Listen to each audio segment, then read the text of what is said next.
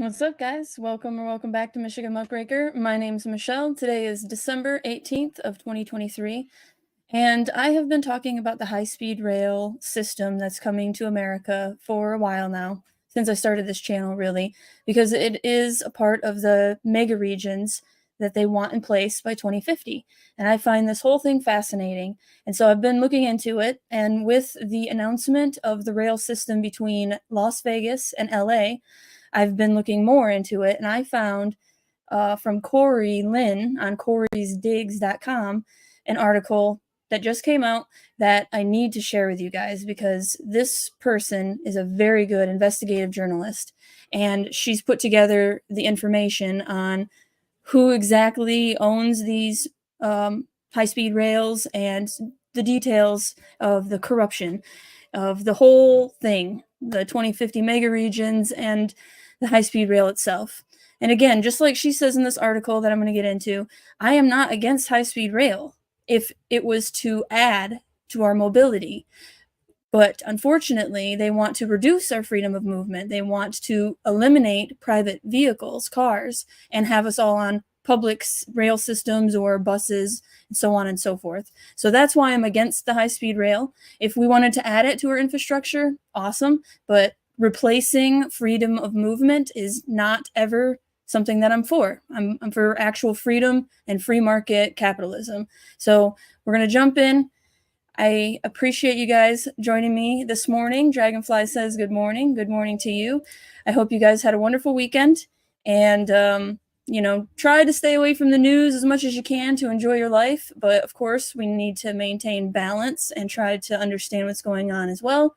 So we need to look at these things. So this is, again, corysdigs.com. Highly recommend her work. She does excellent work and has been for quite some time. So this one just came out on the 14th of December of this year. Alert, who's really behind the California-Nevada high-speed rail? Now, this is the first one that is being discussed, although there's one in Florida that has been built, I think, already. But it's starting to really move, and she talks about the Olympics, which I didn't know was going to be here in America in 2028. Imagine that. So let's get into this because I have a lot to share. Not only this, but then it links to corporate welfare, of course, because we're paying $66 billion right now. But they want a total of $2.2 trillion. $2.2 trillion for this mega region initiative that has been, as of April this year, has been adopted by the the United States Department of Transportation. So this is all happening very quickly now. At least that's what it feels like, although it's been a decades-long project. The decades-long high-speed rail project is slated to launch. Oh yeah, you know what? Real quick, let me check and make sure the Rumble is working. I apologize. I just want to make sure that I'm live over there. Cool. It's the first time that it's worked, so I'm happy about that. All right. Decades-long high-speed rail project is slated to launch, running between California and Las Vegas, Nevada. Many have said they've heard this song before and it will never happen, that it's just a slush fund. But the documents say otherwise, and the motives are questionable. The Biden regime, states, and investors want to see this project completed before the 2028 Olympics in Los Angeles. And Brightline West already has the land, federal reviews, labor agreements, and federal and state funding dialed in.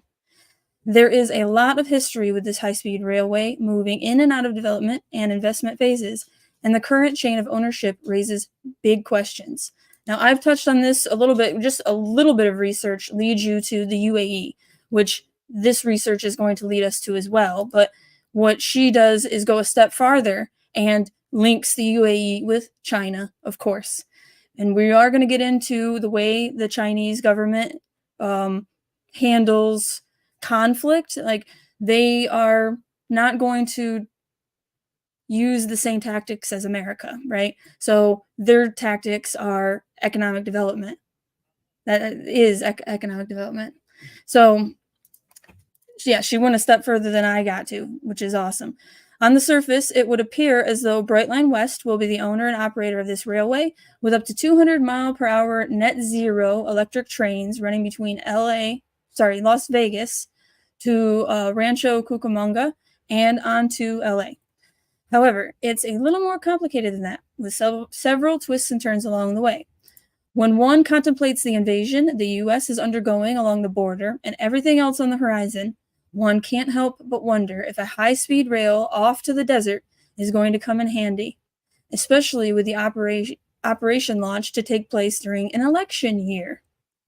And it doesn't stop at the end of the tracks in Vegas. Brightline's proprietary and green platform called Brightline Plus will manage a myriad of accommodations upon arrival. Not to mention the recent purchase of 300 acres on August 15th by Amazon near El Dorado Valley, just 25 minutes away from the new up-and-coming station. Amazon still hasn't disclosed what this land is intended for. Perhaps a giant distribution facility that can employ all the newcomers? I would bet solar panels, unfortunately. Dragonfly says down in Murfreesboro, Tennessee last week. Oh, I'm sure that was nicer down there, although the weather hasn't been bad. It's snowing today. But for Michigan, it's been a really mellow December. Knock on wood, hope it stays that way. But yeah, hope you enjoyed your time in Tennessee. I would love to move to Tennessee someday. Not anytime soon, but someday have a place in the mountains. It would be a beautiful dream. This is about a lot more than just this one rail, and it's a blueprint for high-speed rails throughout the country, with a goal to get people out of their cars, off the roads, and achieve net zero.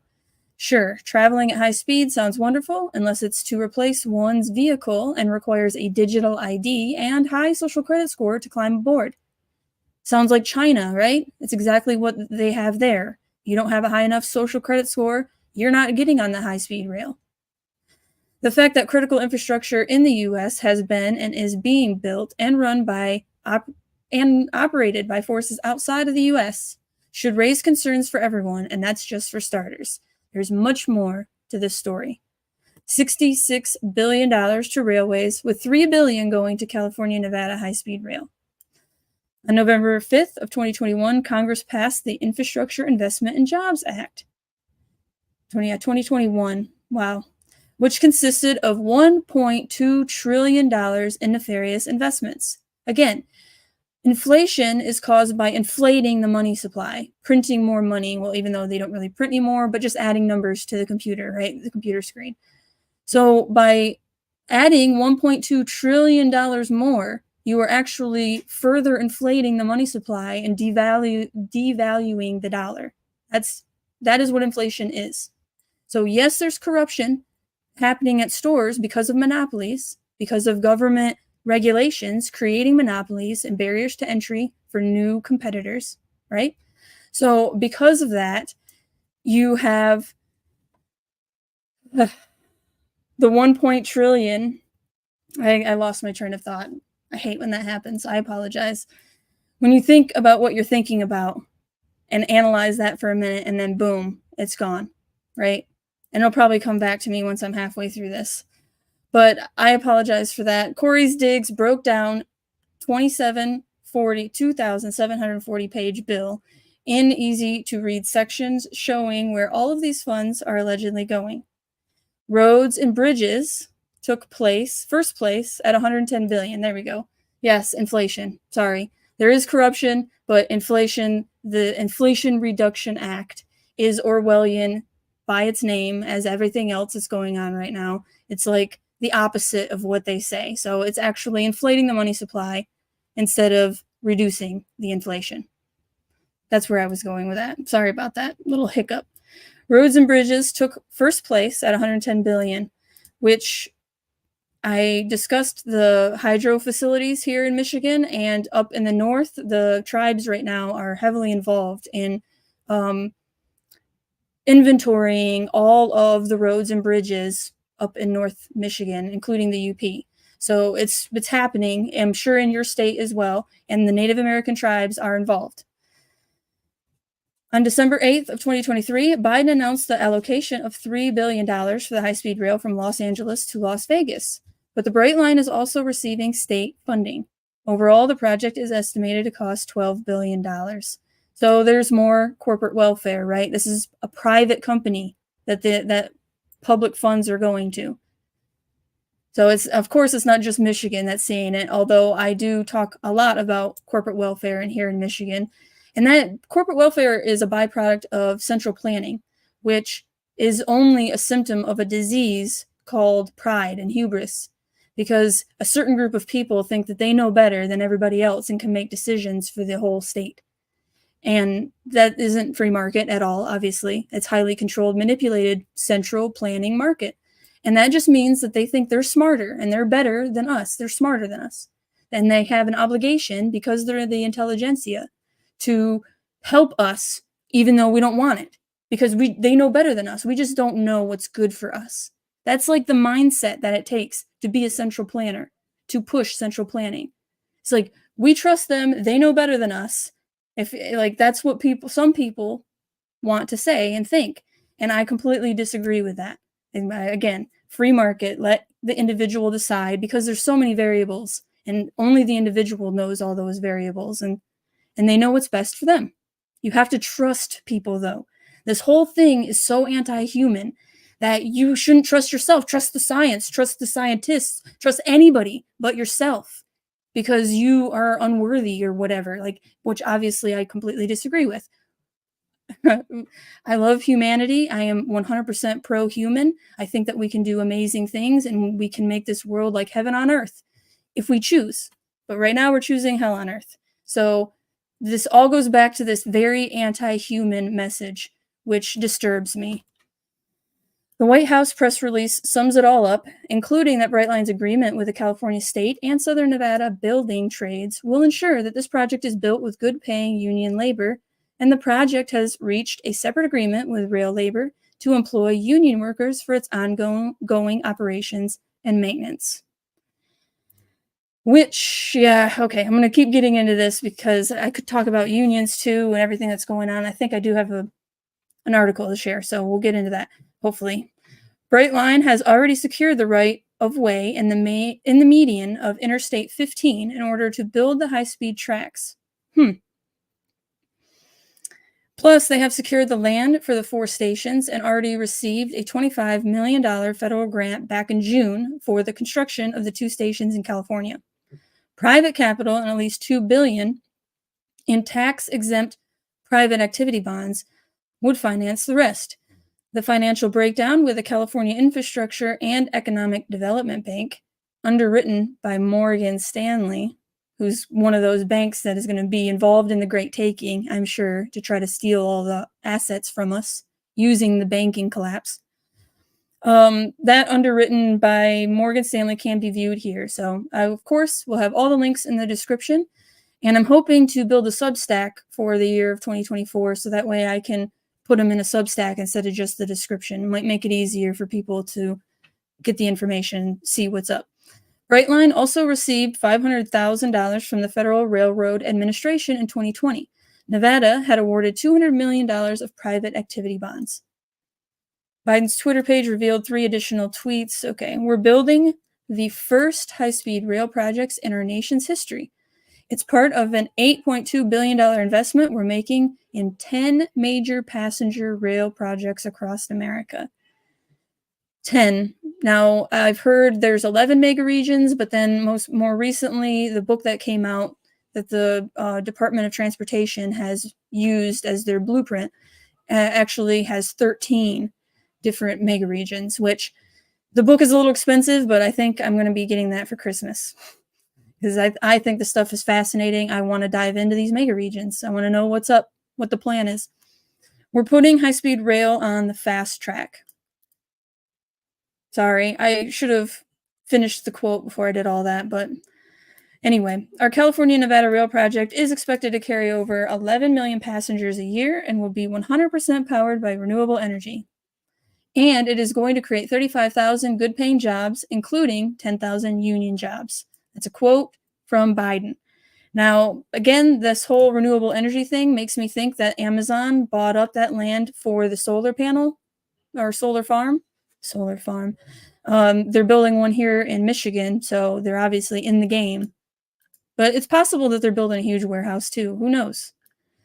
Together, we're finally going to make high-speed rail happen between Las Vegas and Los Angeles. Folks have been talking about this rail project for decades. Now we're getting it done.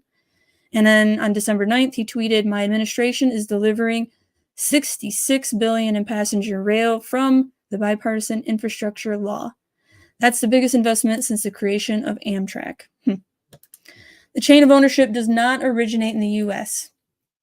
Most reports like to refer to Brightline West as a private group or a project, but it's far more interwoven than they would have one believe, and it tracks all the way outside the US.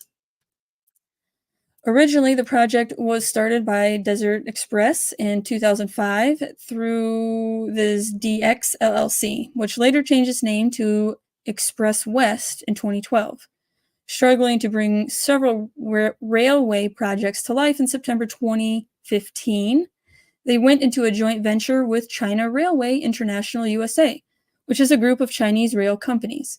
They hit a hiccup in 2016 when trying to get a federal loan because of regulations that required the manufacturing of the trains to be inside the US, and over concerns the plan would fail. So Express West called off the joint venture. 2015, China, everybody, all the globalist central planners really started making moves, man. It's crazy. And what was going on in 2015? Was that 2016 is when Trump got elected, right? So we were all kind of distracted by the elections in 2015. Because I don't remember a lot of the stuff, and looking back, there's so much that happened. Zoltan the man, good morning all. Hope everyone had an excellent weekend. Well, Dragonfly was in Tennessee, so she definitely had a more adventurous weekend than I. But I had fun, relaxed for the most part. How about you? Hopefully you had a good weekend too. Getting out of the city, right? Packing up. Meanwhile, over in Florida, an intercity rail route, run by Brightline Trains, LLC, a subsidiary of Fortress Investment Group, had begun development of their line in 2012, which later became operational in 2018 and has continued its expansion since. So there you go. There's the first.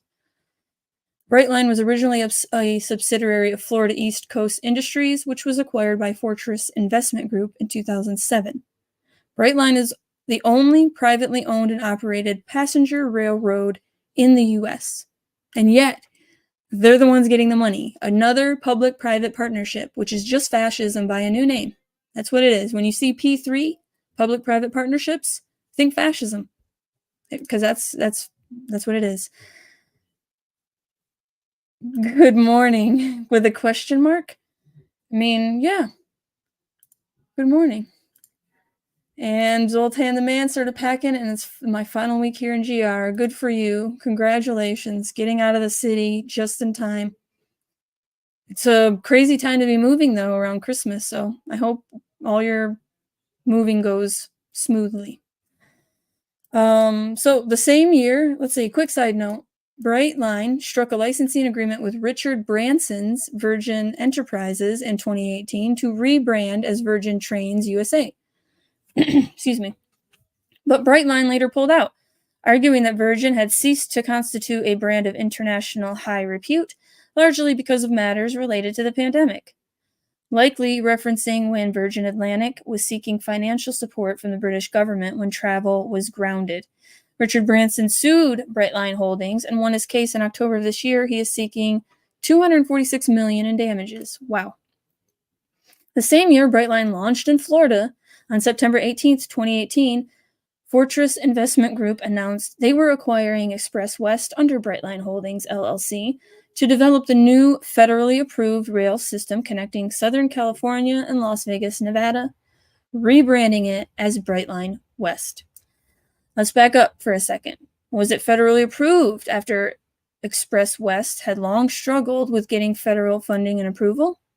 Siemens Mobility, a division of Siemens with their headquarters in Munich and a plant in California, manufactured 5 train sets for Florida's Brightline operation and is now lobbying lawmakers and the Biden administration, along with Alstom, who has headquarters in France and a plant in New York, in a battle to supply passenger coaches and high-speed cars for Brightline West. So China is out, but Germany or France may be in. Or is China really out? There's a couple more twists to this.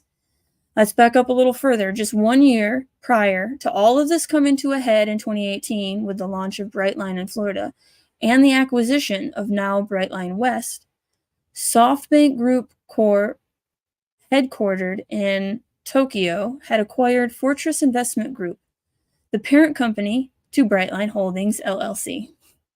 Fortress Investment Group was founded in 1998 by Wesley Edens, Kaufman, and Randall Nardin, and is headquartered in New York City, managing $45 billion in assets.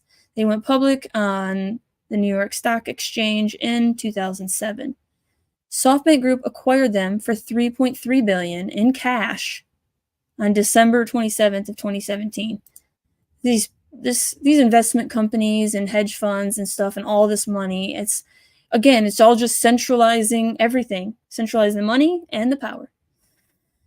To nutshell all of that, Fortress Investment bought up Brightline years back and launched the Brightline Railway in Florida. Then Tokyo-based SoftBank bought up Fortress and Express in back-to-back years to be rebranded as Brightline West under the parent company Fortress.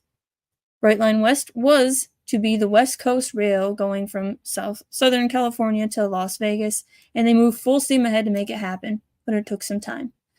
Unfortunately for SoftBank, they were having tough times with some of their other investments, and in May 2023, they agreed to sell its 90% stake in Fortress Investment Group management and to Fortress's management and Abu Dhabi-based sovereign wealth fund, Mubadala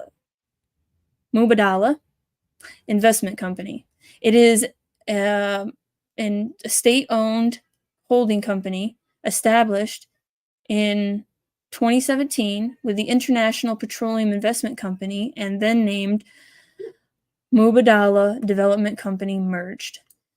Mubadala is the second biggest state fund in Abu Dhabi and has over $275 billion in assets under management. If the deal closes, the capital will own 70% of Fortress, and Fortress's management team will own 30%. The deal is expected to close the first quarter of 2024. Or is it?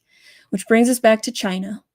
By July of 2023, Mubadala allegedly began seeking U.S. investors to reduce its 70% stake in Fortress in order to obtain U.S. regulatory sign-off on their deal with SoftBank Group's ownership over scrutiny because of the UAE's connection with China.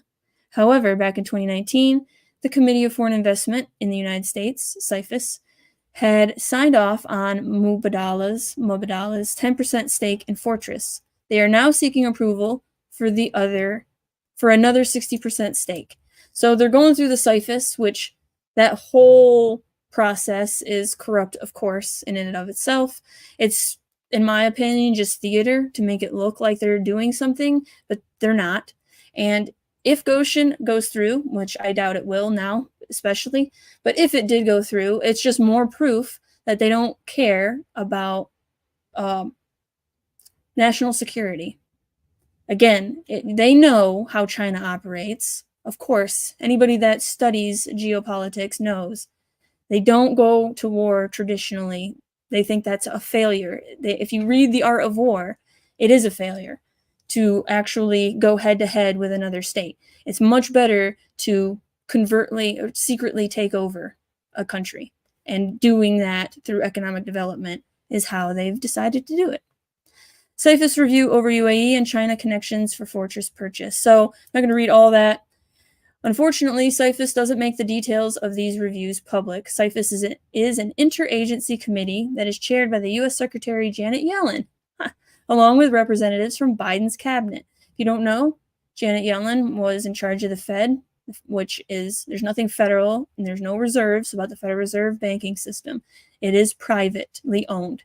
And I think, it's privately owned. So now the Federal Reserve Chairman, Janet Yellen, is now the U.S. Treasury Secretary, which is just lovely.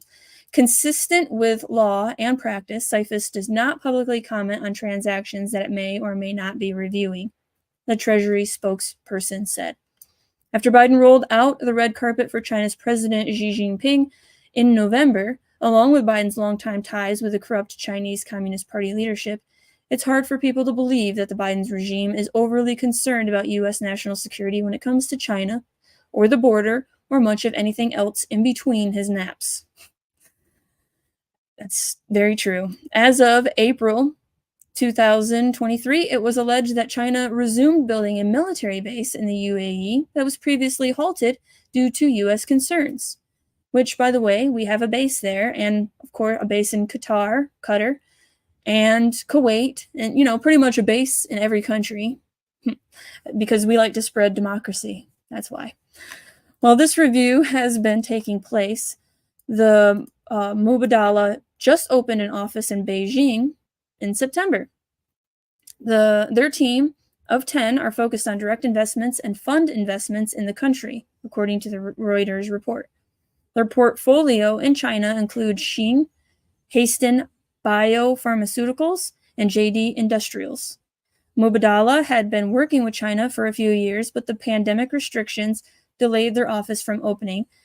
At the formal opening of their office, several prominent Chinese private equity investors attended the event.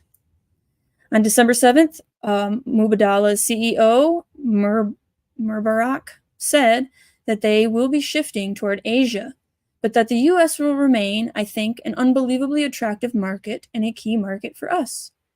He went on to say that the growth in the East today, it's in big economies that are growing, and we didn't have as much of a focus on that in the last 10 years. We have a lot more focus today, and we're building up that capability, referencing India and Southeast Asia. The following day, UAE asked BRICS countries to use local currencies instead of the US dollar in oil trade, as they recently did in December, when they shipped over 1 million barrels of oil to India with payment in rupee. The UAE is expected to become a member of BRICS in January of 2024. So don't you think it would be a conflict of interest if the UAE owned our very first high-speed rail system? Obviously, I think so. But in the global New World Order, there is no America and there is no China. Fortress Investment Company and a filing against them and Morgan Stanley for alleged fraud. Last week, Wes Edens, co-founder of Fortress and chairman of Brightline, said in a statement that his company is ready to bring our vision of American-made, American-built, world-class, state-of-the-art high-speed train travel to America. This entire statement is questionable when taking into account that every company involved is owned by a company whose headquarters and origins are based in other countries. Edens also noted that this project will serve as a blueprint for repeating it throughout the country. It's important to note that Fortress has other railways, it's so difficult to say that quickly, in multiple states, which can be reviewed here and here, plus countless subsidiaries such as FTAI Aviation and Fortress Transportation and Infrastructure Investors. Both are heavily involved with producing or procuring equipment, jet engines, modules, and infrastructure that are essential for aviation and the transportation of goods and people. For perspective, the top shareholders of FTAI Aviation are the Vanguard Group, Washington State Investment Board, and BlackRock. Vanguard is also the top shareholder of Fortress Transportation and Infrastructure Investors. Their primary focus industries seem to be financial services, transportation, real estate, energy, and infrastructure and healthcare. All the things that have been 100% captured. They have also disclosed how they achieved carbon neutrality and that they incorporate environmental, social, and governance, ESG, into their investment decision-making. They also stress the awards they've received for their achievements in diversity and inclusion. Additionally, that's how you know they're running the same playbook, right? Everybody's using the same terminology. And of course, the playbook is Agenda 21, the agenda for the 21st century, to inventory and manage every resource on this plane of existence. That's the goal. Additionally, one of their philanthropic partners is Partners in Health, PIH, who Corey Diggs has discovered in numerous reports. The ties to AIDS agenda, the Clintons, Jim Yong Kim, and hundreds of NGOs is too much to document here. Paul Farmer and Jim Yong Kim, both co-founders of PIH, were at the forefront of the contract tracing agenda during the COVID-19 scheme. Imagining any of these folks involved with the high-speed rail makes one's hair stand on end. Right. That whole contract tracing thing, again, all part of Industry 4.0, Internet of Things, connecting everything and surveilling us all, always. Fortress may have set out with good intentions, but given the language they use and company they keep, it would seem they have potentially been co-opted and compromised by globalists. So it significantly matters as to what country and people are driving this train, especially since it is a blueprint for more high-speed rails in the country. Coming down to Brightline West's operation, getting a little more detail on exactly what they're doing. So the route. At speeds of up to 200 miles per hour, trains will take passengers from Las Vegas to Rancho Cucamonga in just 2 hours and 10 minutes, twice as fast as the normal drive time. Side note, it's not really twice as fast, but it's a marketing tactic. Las Vegas location, it will be located near the Las Vegas Strip on a 110-acre property north of Blue Diamond Road between I-15 and Las Vegas Boulevard. I lived in North Las Vegas, not for very long, but for 9 months, and it was fun. I definitely don't miss the desert, but I like that there was not so many bugs. But I would not want to live there now, and definitely not through 2020, the 2020 so far. Like these last 3 years, Vegas, not the same at all, obviously. In reviewing the tax assessor documents, it indicates that it will be directly across from the Las Vegas South Premium Outlets. 4 parcels were purchased in July of 2021 under the name Desert Express Enterprises LLC to the tune of $140 million. That said, all 4 parcels in total are just shy of 20 acres. Abutting the north end is a large 64-acre parcel jointly owned by the Newberg Corporation and International Smelting Company. Adjoining the east and south ends are a combination of numerous parcels at roughly 118 acres, all owned by multiple companies. Under planning and zoning, all of the parcels in this entire sector are for mixed-use entertainment and a commercial resort. Another reason why they're changing everything to mixed use, it basically just gets rid of the zoning. The central planners pick and choose. Well, it's mixed use, so we can put a railroad there. It's mixed use. We could put government housing, basically, tenement housing. Let's see.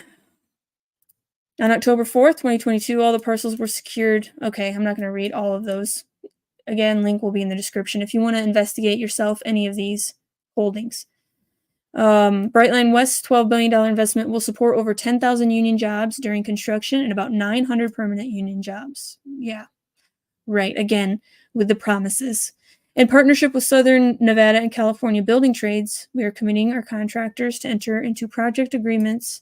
Okay, I'm not going to get into that.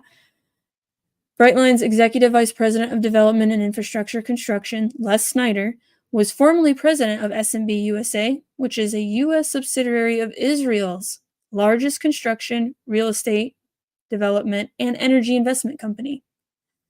Shikon, and Benui, I'm just terrible with names, Snyder, procured public-private partnerships and led the U.S. operations. So I stumbled through all that just so that I could get to the public-private partnerships, of course. Timeline. Yeah, I'm going to let you check that out. No matter how you slice it, with the exception of potential union labor workers on this project, everything from the manufacturing to the operations and ownership are all companies whose headquarters are in other countries. So when the media says Fortress is a U.S. company located in New York and Brightline West is a private group and project to bring a high-speed rail to California and Nevada, don't be fooled. If this deal does close with UAE, who is embedded with China and expected to become part of BRICS next month, they now have another slice of U.S. infrastructure. If it doesn't go through, who will Tokyo-based SoftBank find to take Fortress off their hands? One thing is for sure, no one is getting on that train without a digital ID and a high social credit score by the time 2028 rolls around. And absolutely agree. It's going to come so quick these next 7 years. So this is related: climate resilience, economic competitiveness, and equity in the mega regional level. In Mega Regions in America's Future, this professor of practice, Robert Yarrow, and Dean Frederick Steiner discuss how mega regions in the U.S. can address complex challenges. In the late 1950s, geography professor Gene Gottman used the term megalopolis. Just doesn't sound right. To describe the urbanized corridor that stretches from Boston to Washington, D.C. Since then, the idea of a megacity or mega region where 8 out of 10 Americans live and that supports almost 90% of the country's economy has expanded, helping foster a better understanding of how the shared economies, resources, infrastructure, history, and culture shape these large geographical areas. Now, a new book called Megaregions and America's Future provides fresh details about megaregions in the U.S., along with recommended practices for planners, policymakers, academics, and decision makers to address a range of challenges. The book was written by Robert Yarrow, and he's a professor of practice in the Department of City and Regional Planning at the Stuart Weitzman School of Design, and former president and CEO of Regional Plan Association, which is involved with America 2050 plan that was first drafted in 2006. Frederick Steiner, dean and Paley professor. Oh, goodness. Okay. And Ming Zhang is a professor at the University of Texas in Austin. Megaregions research at Penn was conducted in collaboration with Louisiana State University, Texas Southern University, and UT Austin. Where does Penn's connection to the concept of megaregions originate? 2004, there we go. In 2004, I was teaching a studio course called A Plan for America, and we got a travel grant to take the studio to London. There, we were hosted by Sir Peter Hall, a planning professor at University College London, who convened a group of European planners engaged in similar investigations for the European Union. We had students who had done long-range land use change forecasts for metropolitan areas across the U.S., which led to an accidental discovery. Get this. As I'm looking at their images on the wall, the suburbs of Atlanta appear to be growing next to the suburbs of Birmingham, Chattanooga, Raleigh, and Durham. It turned out that this growth was not just happening in the Northeast, but in a dozen more places across the country. Out of the studio, we came up with a national economic development recommendation, which included some early thoughts about climate, mobility, and how we can make the most of this emerging trend. Steiner, okay, so since the 2004 studio, what has been Penn's role in this area of study? Steiner says Bob was president and CEO of the Regional Plan Association, and under his leadership started a program called America 2050, which advanced the idea of megaregions across the country, including forming partnerships with various universities to study megaregions. Ming, our co-author, saw the transportation benefits of megaregional thinking and led a grant proposal to the Department of Transportation to study megaregions. Through that connection, Penn joined up with Louisiana State University, Texas Southern University, and UT Austin on CM2. What was the impetus for writing this book? After the Trump administration, both political parties were saying that they wanted to see a very ambitious national infrastructure investment program. Biden then campaigned on this multi-trillion-dollar national infrastructure program, and we saw that as an opportunity. Then, as we were writing the book, COVID came along, and we were fascinated to see that in 7 or 8 of the megaregions, groups of states were collaborating at the megaregional scale on both shutting down and then bringing back economies, all without any incentive from Washington. Right. Do you believe that it was without incentive from Washington? I wrote here, natural or orchestrated, because it's a question. I can't prove that it was orchestrated. But the fact that they're saying, yeah, the Great Lakes region, they all responded very similarly to the COVID pandemic. They locked things down and started it back up. So to me, I think they came up with these regions quite some time ago, and they placed the people that they want into positions of power. Mayors, governors, wherever they need somebody to do their bidding, they make sure that they're there. And I have something about the fire stations in Charlotte before I get done with this video. I have to share with you because I stumbled across it, and it's crazy what's happening in this fire department. They're restructuring to get new leadership in. Why is that? It's because that's what they do. If they can't properly fire them, they just restructure and get who they want in that position of power that will do their bidding, will just follow orders. A bunch of order followers. So I think that they all responded according to the mega region that they've been assigned to. But I can't prove that. We know that a number of mega regions are already beginning to act at this scale. One example is in the Southwest, where discussions about water management have taken place across Southern California, Arizona, and Nevada. It's built around this idea that a place will work better if it functions at a mega-regional scale, and people are beginning to understand this. This is how you get rid of states. There will not be any states, no United States of America. There'll be mega-regions in whatever they call this land. What do they call it in, I think it's a Brave New World, right? They have like Eurasia and 3 different places. None of them are called China. There's no countries like that. It's what they want. What is the format of megaregions in America's future? In this book, we offer a whole series of recommendations for government, businesses, civic leaders, and civil society that are designed to benefit megaregions. This book is also the most detailed description and analysis of U.S. megaregions, which is why I'm going to buy it. There's a very thorough and analytical presentation of these 13 regions, which really hadn't been done before at this level of detail. One thing I hope comes across is that these 13 megaregions have very different personalities and characteristics, so how you respond to megaregional thinking can vary. The book covers a wide range of topics and ideas. How do you keep them all connected? The themes of mobility, infrastructure, housing, environment, and climate change are unifying factors across the book. They help weave it all together. Right, because without it, it can't be woven together, right? Climate change is the number one catalyst for all of these moves. I mean, just tonight also, so last week and tonight, there was an Eagle Michigan Healthy Climate Plan feedback. They wanted feedback about the plan and how to implement it. And they don't even question the narrative at all. Like, it's just a fact. Climate change is real. Humans are doing it. We need to do something. That's it. And so based on that, this is what we're going to do. And it's like that fundamental base layer needs to be questioned, because now we're creating whole industries and everything based off a lie. And of course, it's a very fragile system.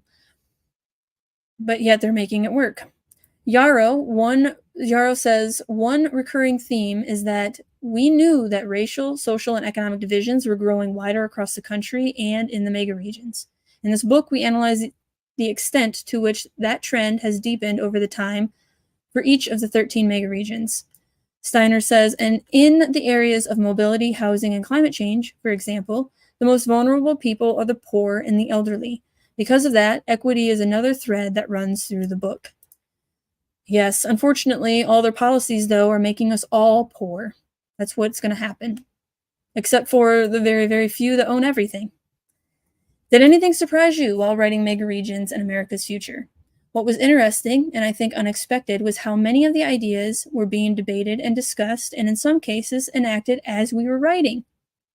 As we were doing the page proofs, President Biden was proposing things in real time. For example, we had thought about the idea of climate reserves, and President Biden has a proposal to set aside 30% of U.S. land by 2030. As things were signed into law or weren't, we adjusted the book accordingly. So that is how involved these individuals and how involved this book is with our government, or our government is with this book.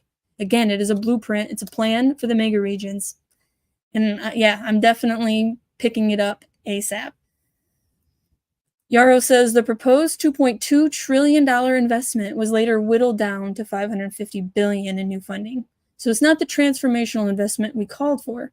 In the book, we say that we look at this as a down payment, as just the foundation for the investments needed. Again, though, why is the public paying for it? There are no private entities that want to back this venture. I guess maybe property has something to do with it, but again, this is a private company that's going to be going all the way from LA to Vegas. How?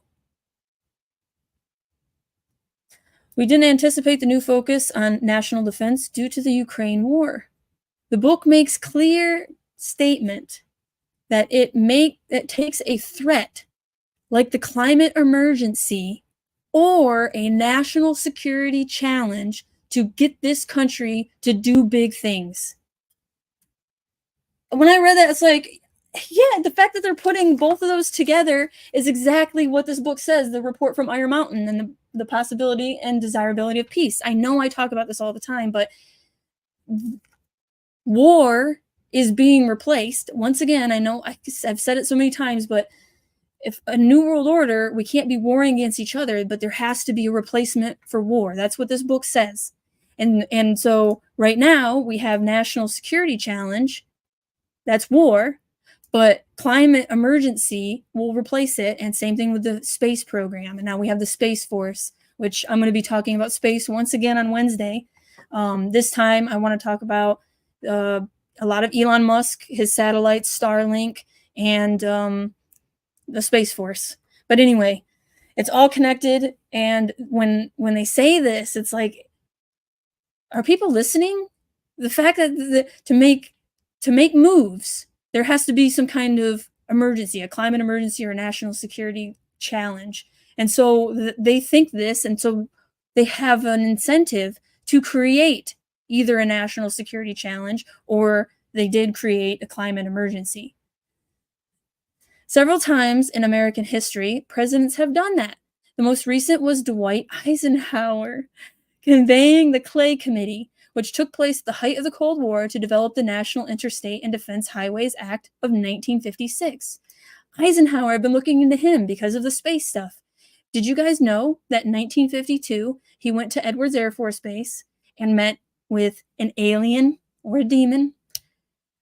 It's all covered up and it's just a conspiracy, but he was supposed to be going to a dentist appointment and he actually went to Edwards Air Force Base, and it was a legend at Edwards Air Force Base. That's how I found out about it. And then come to find out, the very first invader of Mars Invasion, a movie came out the same year about aliens. It's all so connected. Eisenhower also warned about the military-industrial complex and how it could take over or has taken over. He said it in a speech. So Eisenhower was heavily involved in all of that. During this period of crisis, we're going to need a strong economy, and the investments and strategies we've called for in this book are the key steps that the country needs to take. What lessons do you hope readers and policymakers take away from the book? On the 19th of April, we presented the key findings and recommendations from the book to the Department of Transportation. Polly Trottenberg, the Department of Transportation Deputy Secretary, and a number of other top-level officials have elevated the mega-region idea as a framing device for national infrastructure and transportation strategies. Boom. So now you know this. It's not a conspiracy theory. Like, this is the plan. And really, all of this that these conspiracy theorists are talking about, which is why they call themselves conspiracy realists, it really is people look at these plans that they are saying out loud, but they don't say it on the mainstream media. They don't want you to know about it yet. They put it out there for the magic. We told you it was there. The information was there. You just didn't see it. You just didn't read it for yourself. That's your fault. That's your fault. This was an opportunity to inform national investments and make sure we get the biggest bang we can out of the infrastructure law. This series of pen projects that started in 2004 that we continue to do through studios, seminars, and various research projects over a 15-year period have already had an influence. But we hope that this book has a lasting impact on how people look at and address these issues. Overall, if we can create the kinds of synergies that the book calls for, we can effectively address problems around climate, racial, and economic divisions, mobility, and energy. Every time I think about the racial tensions now, Obama was supposed to be the president to bring us together and eliminate racial tensions. Of course, even back then, it was the upside down. He was there to inflame racial tensions. That's what he did. He spent years making a war, a race war, and of course I'm against that. So here's the book, Megaregions and America's Future. I'm sure you could find it on Amazon or go to your local bookstore and pick it up if you want, but I think it's like $100 because it's like a textbook, for colleges and stuff. So it is expensive.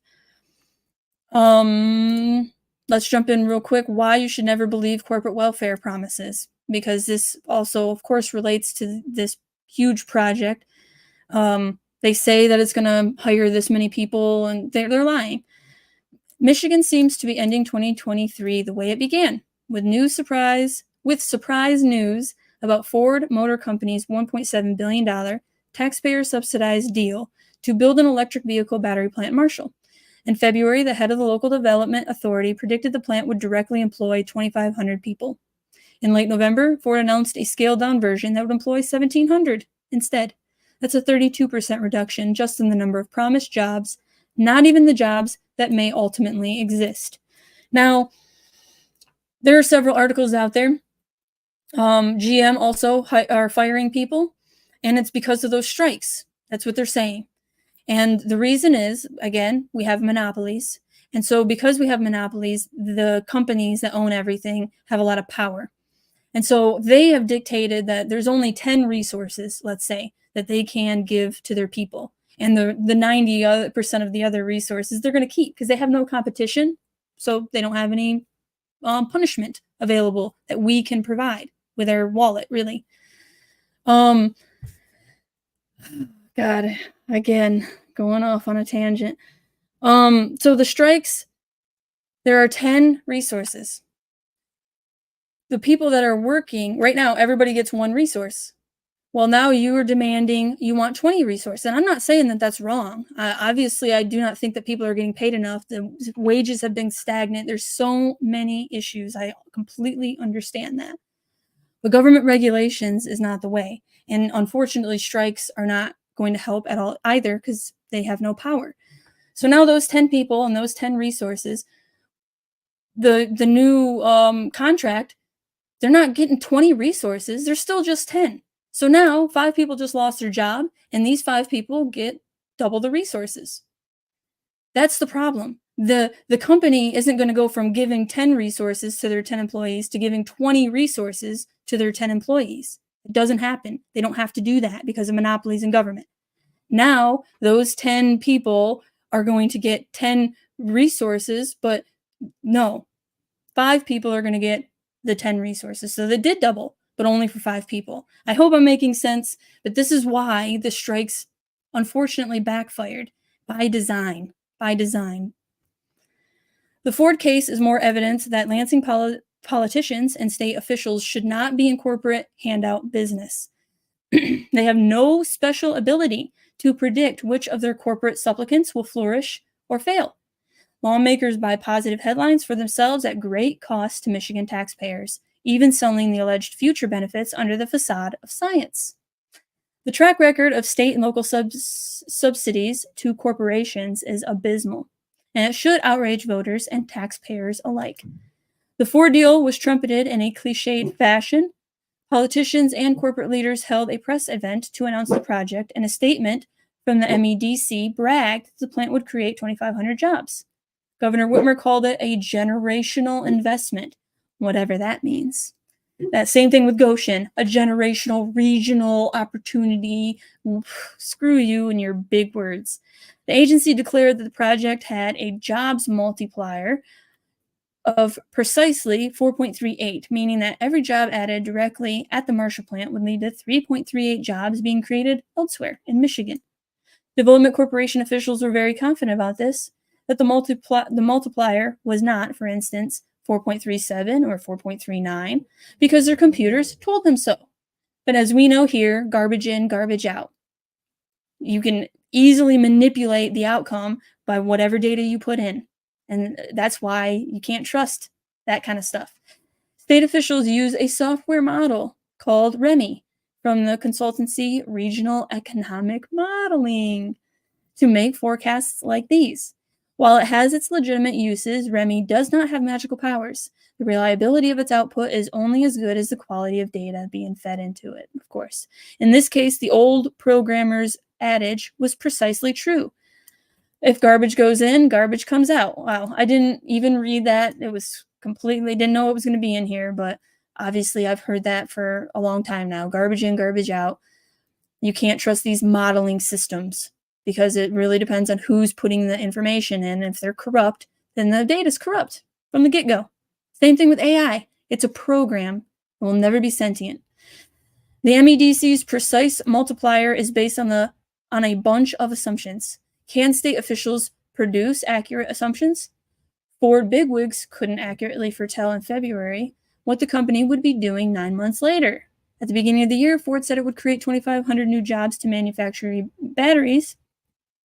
Then it put the whole project on pause for a while before announcing that the plant probably would only create 1,700 jobs after all. Again, they had resources for 2,500 jobs. Now they have to pay more, so now they only have 1,700 resources for 1,700 jobs. The rest of those positions will be filled by automation. And necessity is the mother of all invention. The state bureaucrats' REMI model output was built in part on a job number that was off by more than 30%. The irony is rich. The MEDC's REMI model can't forecast the future because state officials can't forecast the future. This Ford project is hardly the only example. Another is from the $15.9 million incentive deal for Kmart in 2000. Officials claimed that by using REMI, they could predict precisely how many jobs would be created in Michigan, directly and indirectly in retail and manufacturing sectors, among others, from 2000 to 2013. What they didn't see or predict was Kmart would be bankrupt in 17 months. Yeah, again, free market is the only way. The laws of supply and demand are pristine, intelligently designed. So let's just go with those instead of trying to bend or break them or anything, or even just ignore them altogether. The predictions made by economic forecasts, even sophisticated ones like REMI, should be viewed with caution even when responsible modelers use accurate assumptions. Again, though, it's because assumptions come in. This is perhaps why the Bible warned about like prophecy, foretelling, or whatever. It's like you don't know what's going to happen. There's so many unseen events that could take place that changes everything. I mean, again, my life completely changed in 2012. I was at a crossroads, and I was going one way, and all of a sudden, my life was completely different. It was going in a completely different way. And you can't account for those things, which is why individuals need to make their own choices. But there is an ample evidence to suggest that the Development Corporation and some of its contractors have not. Previous program research has shown that REMI assumptions falsely presume the state's incentive is 100% responsible for the project and related jobs. That is not true. Maybe all of the erroneous forecasts would be tolerable if they were at least in the ballpark, or if the job programs delivered outstanding successes. They are not, and they have not. In 2014, my colleagues found that just 2.3% of past projects delivered the predicted results. Many studies before and after show that show that such corporate subsidy programs fail to generate promised benefits. Evidence shows that members of the political class themselves benefit greatly from such programs, though their constituents don't get much in the way of advantages. This suggests that these corporate subsidy programs are just masquerading as economic tools, right? They're funneling money and they're doing land grabs. Again, we need to be aware that these are all warlike tactics if you're doing fifth generational warfare. Their true function is to give elected officials a means for handing out goodies to politically connected CEOs and corporations. That's how incentives work to politicians' advantage. State bureaucrats and lawmakers sell their claims with the help of models like Remy. In his Cato Journal article, The Misuse of Regional Economic Models, Edwin Mills explained that models like Remy are employed to sell the public on spending. This is where Remy is so valuable. It is a complex computer model that lay people cannot understand or evaluate, and it has important scientific merits. Thus, the frequent government claim that the best scientific model available shows that X thousand jobs will be created by the project hopes to carry the day. This is the same thing with climate models, guys. Garbage in, garbage out. Dr. Easterbrook, if you look into him, he actually went up to Congress and testified against all this false data and these models and modelers. Doesn't matter. Did you hear anything about it? They're still pushing on. Truth doesn't matter to these people, only the narrative, their vision, because they're self-anointed pricks. Michigan taxpayers and voters deserve to be treated better by crystal ball gazing politicians and state officials. Instead of offering billions in incentive subsidies and bamboozling us with promises of a jobs nirvana, they could just stick to government's knitting. Keep taxes Keep taxes reasonable and uncomplicated. Lighten regulations on job providers and provide key quality public services. The economy doesn't need politicians to pick win and losers. It can function fine on its own. And this brings me to a key point. I'm going to get into really quick the fire department in Charlotte, North Carolina. Crazy what's happening. The fact that they tax us to death, and yet our fire is all volunteer. Our police forces are basically nothing. The things that we want to be socialized, fire, perhaps law enforcement, but right, it just depends, obviously. Garbage in, garbage out with that as well. But we do need, I don't know, the rule of law, but God's law above man law. So it's very complicated, but my point being, parks and actual services that help the populations that pay the taxes, those are all cut. There's no money there. And instead, they bring money to Ukraine and do all this stuff, $66 billion in this privately owned rail system. Now, this is only 3 minutes long.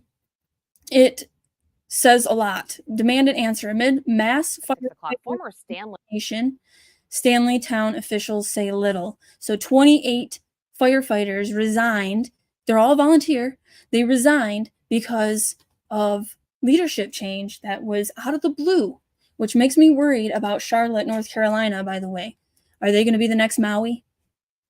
Which land grabs are still going on in Maui right now. It's awful. I need to do an update on that, actually, and I plan on it next year, beginning of next year. Firefighters aren't mincing words. They say, Siobhan, the town is lying. This after a sudden restructuring Monday night that eliminated both the part-time chief and assistant chief positions and creating one full-time chief position. WBTV investigative reporter Naomi Coles is live in Stanley tonight. Naomi, where does this leave the fire department now? Firefighters have been resigning en masse all day yesterday, all day today. In fact, just moments ago, I watched as another firefighter walked into the department behind me, put in his resignation. We actually chatted for a bit after the fact. And he said, this has been going on all day. This leaves the fire department relying on agencies up the road around the area to help them respond to calls. Again, by design. It's by design. You don't have your fire department, and you don't have the people that you trust in your fire department either. Growing up here in Stanley, hearing the fire whistles, I would get my parents to take me to see the fire trucks. John Dankoff was a volunteer for 6 months at the Stanley Fire Department. Michael Russell has spent 3 years here part-time. I live within, hundreds of feet from the fire departments. Monday night, after a town council vote, everything changed. Honestly, nobody was aware of what's going to happen. It was a last-minute ad on the agenda. Monday night, 10 p.m., totally out of the blue, the volunteers get a text message from Chief Hullett that says, hey, just wanted to let everybody know that Chief Withers and I are no longer chief or deputy chief of Stanley Fire Department. Sometime between the time the meeting ended and 8 o'clock the next morning, we had a new chief. Then, over the past 36 hours, this is the scene inside the Stanley Fire Department. Piles of gear as firefighters come to resign. They're short a lot of people, anywhere from 17 is a number we've heard to 25. I've been pushing town officials all day for answers on just how many firefighters are left. They haven't given an exact number, but insisted the fire department had only a few formal resignations. It's lies, 100% lies. I worked on the fire department. I can pull up the former roster that we had, and there's 32 people on that roster. I know for a fact 23 right now full or part-time employees have quit of that 32. That leaves you 9. Meanwhile, Eric Withers and Michael Hollett are out as chief and assistant chief. That's infuriated those who say neither leader had the chance to apply for the new full-time role. He's the reigning North Carolina Firefighter of the Year. I mean, still just got it a couple months ago. I feel like the citizens of Stanley, the citizens of the town of Stanley need to ask why, and not only ask why, but demand an answer and figure out where and why this is all happening. Yeah, absolutely.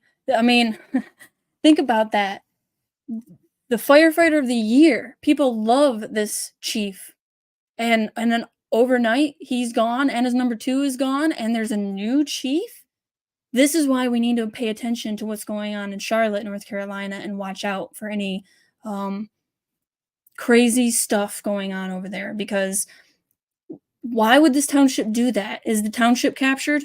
Probably. I mean, I would say yes, because they just fired the top 2 firefighters in their area. Like, so dangerous. So I wanted to have you guys aware of that. Come down here. This is happening all over the whole country. City and county politicians think that they know more or better than professionals. Imagine that. The firefighters end up leaving because of the insanity those politicians create for the firefighters. It's been my experience over the years that when the politicians ask the firefighters what would work or what they need, the politicians usually do the exact opposite. Why? Ignorance or malevolence, guys. Ignorance or malevolence. Why are they decimating our fire departments? Why do they decimate our police forces? Why do they decimate our military? Which I want to get into. This is all by design, and that we need to get that through our heads. This isn't random stuff that's happening.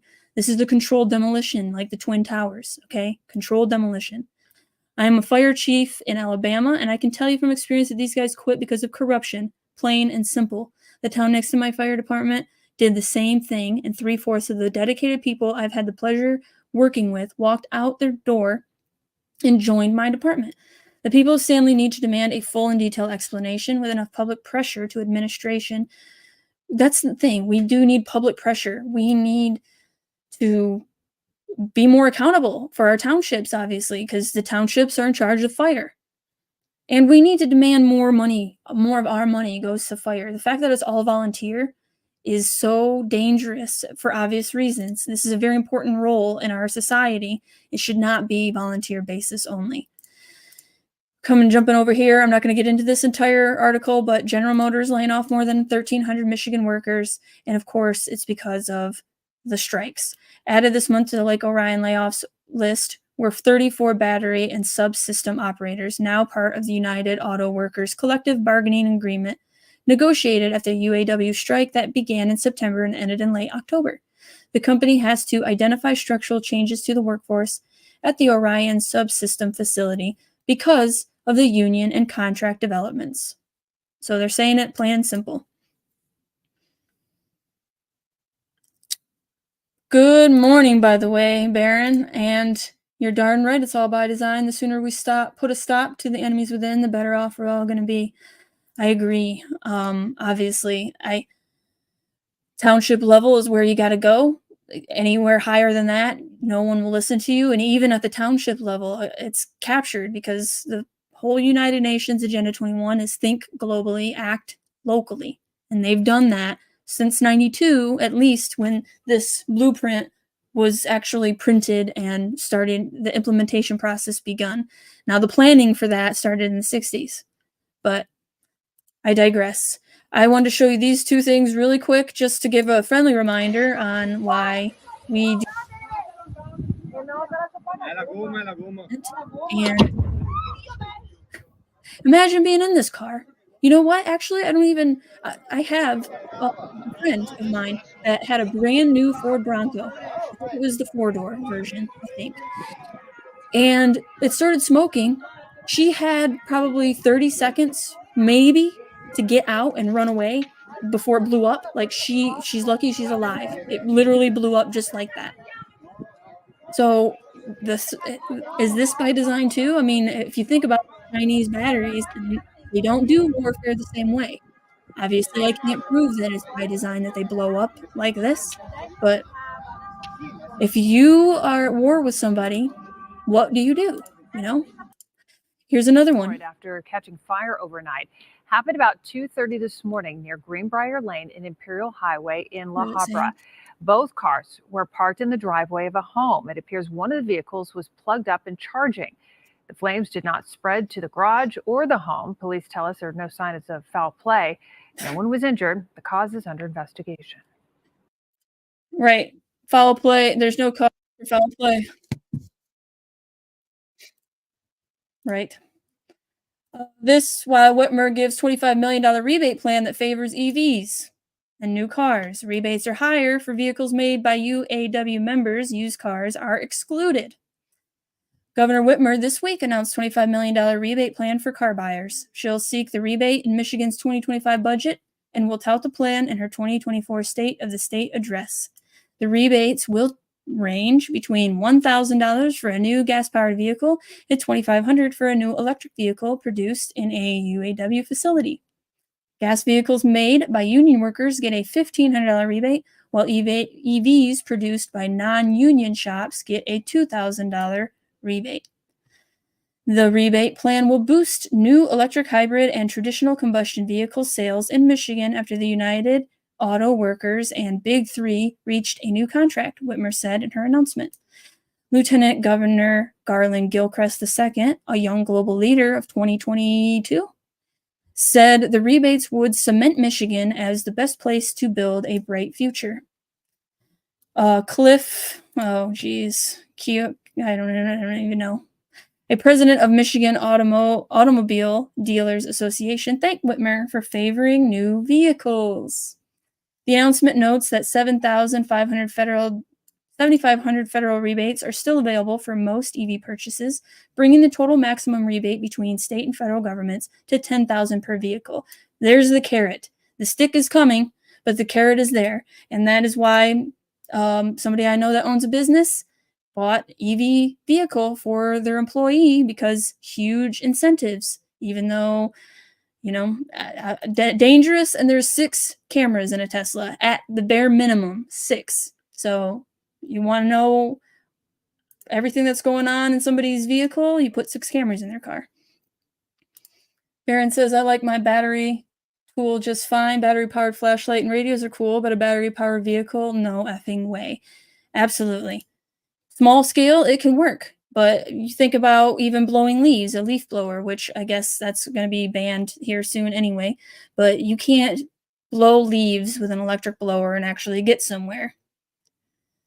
You can if you have it plugged in, right? But not like a battery. I don't even know. Remote. It's not remote. All right, so we're switching over to this, which is, I should have looked at how you actually pronounce it. Hageman fights law that mandates government-controlled kill switch in cars. I'm sure you guys have heard about the kill switch. Just very quickly going to brief you on this terrible new data gathering device that they want to put in everybody's car. So this is a massive and likely unconstitutional rule. Okay. Wyoming's lone U.S. House representative co-sponsored a budget amendment Tuesday that would have defunded a federal law that requires all passenger cars sold after 2026 to have a kill switch. But the proposed amendment failed Tuesday evening in a 229 to 201 vote. Okay. This is a massive and likely unconstitutional rule and an invasion of privacy on a greater scale than we are used to seeing from our government. Hageman told Cowboy State Daily on Wednesday. Too much Big Brother. She said the kill switch requirement has potential for significant waste, fraud, and abuse by government agencies and corporate actors through the switch's tracking capabilities. They want to know everything we do, everything we buy, everything we see, everything we think. They want to know it all. That way they can control us completely. It also leads to several additional questions, Hageman said. How does this technology, in cases not involving the use of BAC, determine if the driver is impaired? Could this technology, by killing a vehicle operation, cause a driver and its occupants to be stranded and placed in an even more dangerous situation? What are the implications of this technology malfunctioning? Yeah, you think about the new trucks and stuff, there's issues because they have too much technology in them when it comes to braking and stuff. It's a problem when you have everything run by technology and sensors. If something goes haywire, it's not like it used to be, brakes are just brakes. No, now a sensor controls those brakes. And if that sensor goes out or malfunctions, your brakes could just act randomly and you could obviously get seriously injured. Section 24220 of the Infrastructure Investment and Jobs Act mandates that by 2026, all new passenger vehicles shall be outfitted with impaired driving prevention technology systems that passively monitor drivers' performance, detect whether a driver is impaired, and prevent or limit operation if the system detects impairment.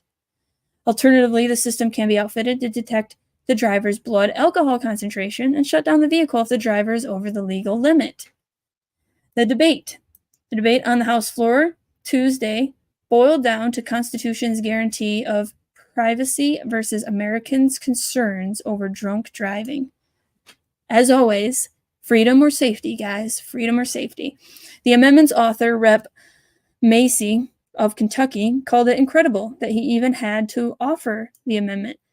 It almost sounds like the domain of science fiction, dystopian sci-fi, that the federal government would put a kill switch in vehicles, said Macy, adding that Americans have a fundamental right to travel freely. And what about the Fourth Amendment?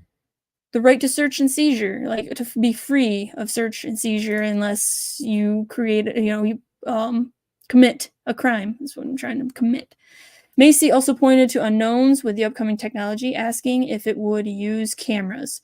If insurance companies would access the data without permission, what sort of waiting periods would restore the vehicle's operability, and if authorities would follow the Fourth Amendment once they have access to this kind of observation. With the Patriot Act, though, we know that the Fourth Amendment is kind of to the wayside. We should scrap the Patriot Act altogether and get rid of all those jobs, TSA and all that, go back to free movement. The Debbies. Of Michigan, of course. Rep. Debbie Dingell of Michigan opposed Macy's amendment, calling it an insult to every American who has been hurt or lost loved ones to drunk driving. Oh my gosh, this person's going on the list, guys, for individuals that need to be fired in 2024. If it's possible, she needs to be fired. Multiple Democratic delegates voiced strong opposition as well, including Rep. Debbie Wasserman of Florida. Wasserman Schultz. Barron says, I'm building a solar system for my home, and up until just recently have resisted going with lithium batteries because of where they're made and the inherent risk of fire. Yes, obviously, I'm for freedom. If you want to buy that technology and install it on your house, of course, I'm for that. It's this forced implementation that I'm against. And so I really hope that the solar panels work out for you and that you will be able to keep your power when they do this planned cyber pandemic. Which leaving the world behind. I'm sure you guys have heard about that movie. Obama produced it. It is awful. I watched it because it was recommended by people, and now I know it's because I talk about the cyber pandemic, and that's what the movie is about. But overall, it's racist. It's very anti-white, and I did not.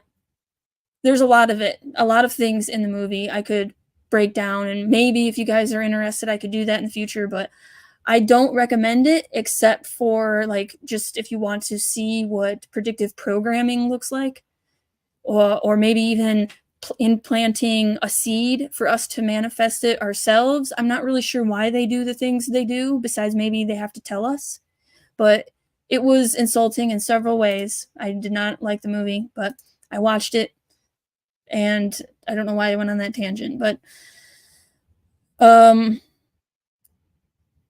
sadly, it's the best way to go for power supply. Yeah, if you want to be self-sufficient, and again, we should be. If you want to put solar panels in your house, and we could each be like in a decentralized grid, that would be amazing. But that's not the plan.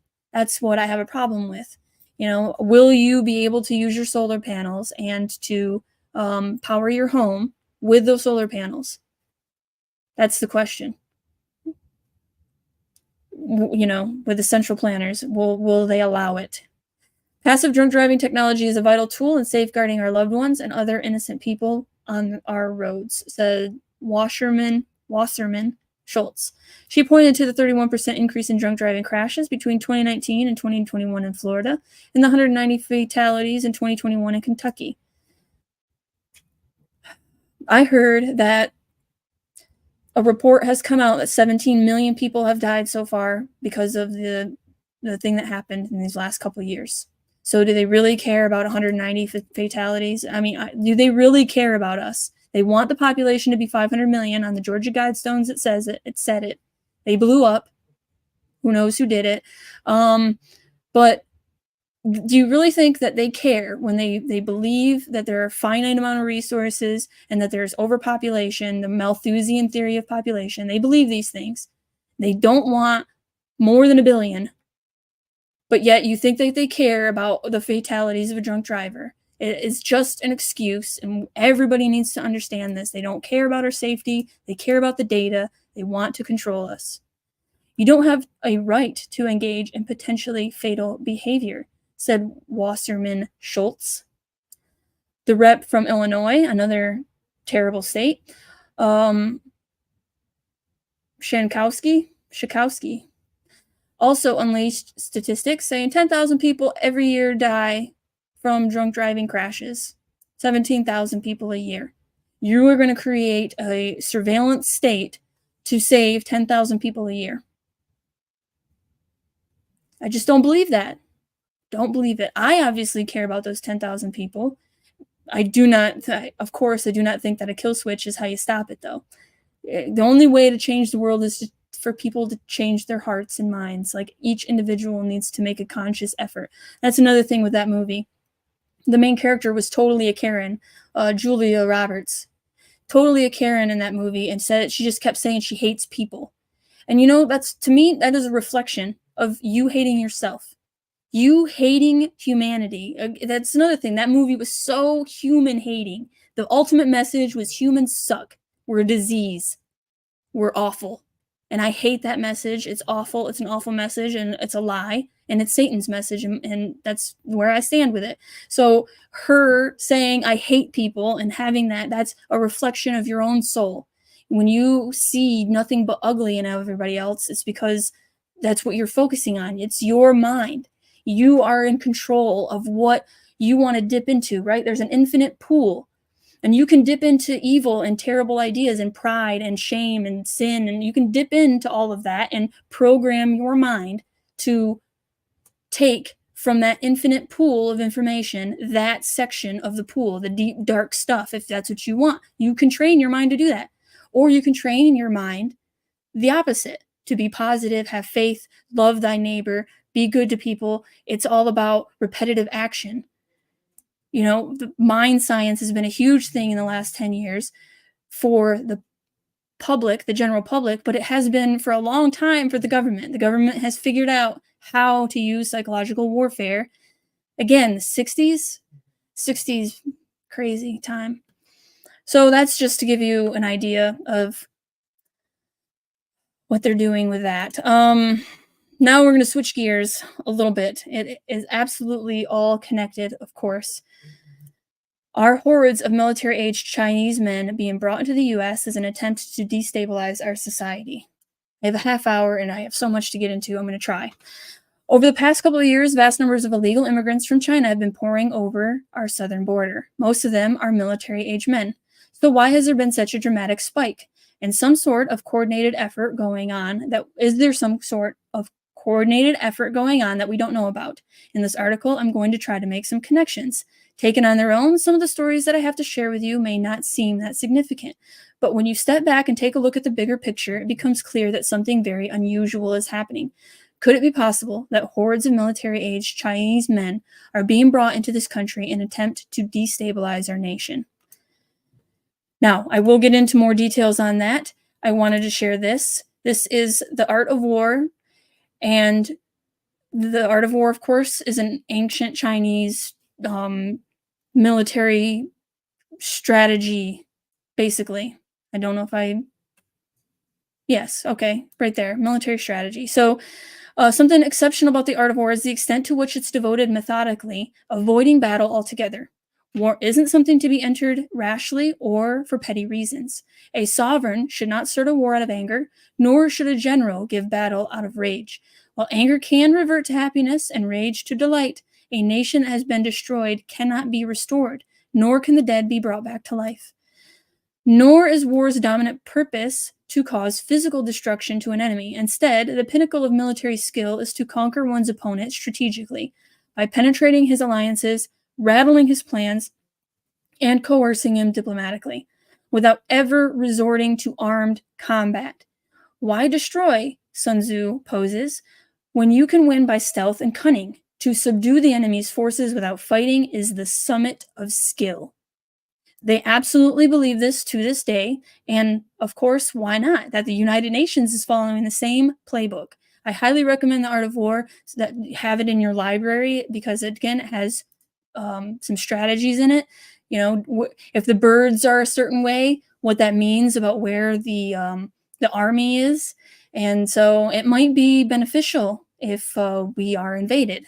And I know, again, it might sound crazy, although it shouldn't at this point, but this is connected. So U.S. enters 2024 with its smallest military in over 80 years, as active duty troop numbers sink to less than 1.3 million, and all branches except the Space Force miss recruiting goals, and Pentagon issue national call of service to Gen Z. So Gen Z knows institutions have failed. They don't want to fight for any of the institutions, especially our government. Military recruiters say Generation Z, those born between 97 and 2012, generally have a low trust in institutions and have decreasingly followed traditional life and career paths. It depends. A lot of Gen Z are actually going more traditional thoughts and ideas too. So it's hard to say about that. Decreasingly followed traditional life. Depends on what you mean. 2 decades ago, 25% of young people have never thought about joining the military, but that figure is now more than 50%. This has led to a disconnect between the military and a large share of society. Youth of today are not saying no to what the military has to offer. They simply don't know much about military service. No, that's not it. Of course, this is MSN, so it's partly junk, but all branches, with the exception of the Space Force, have seen reduction in active duty strength. Okay, so now we come over here. I might have shown this once, but I have to show it anyway again because it's very important. And this has just happened in the last week and a half.